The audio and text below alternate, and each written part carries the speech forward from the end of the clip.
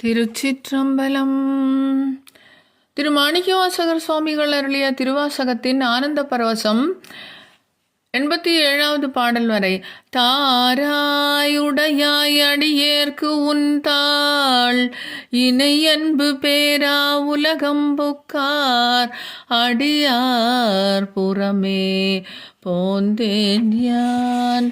அடியார் புறமே போந்தேயான் ஊர் ஆமிலைக்க குருட்டு ஆமிலைத்து இங்கு உன் தாளினை அன்புக்கு ஆராகடியேன் அயலே மயல் கொண்டு அழுகேனே.